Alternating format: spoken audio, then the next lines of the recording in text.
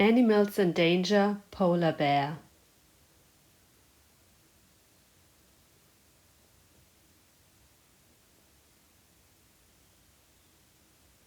The polar bear lives in the Arctic around the North Pole.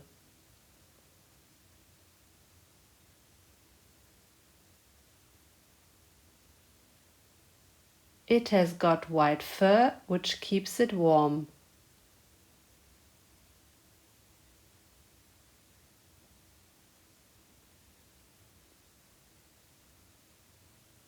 The polar bear can weigh between 150 and 800 kilograms.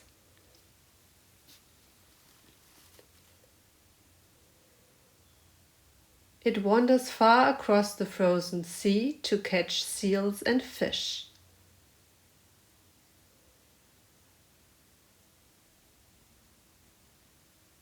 The polar bear is in danger because the ice in the Arctic is melting.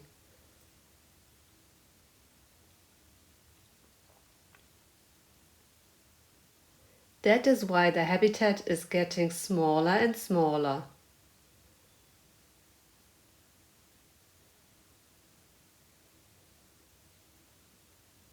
The polar bear is also in danger because people hunt it for its fur.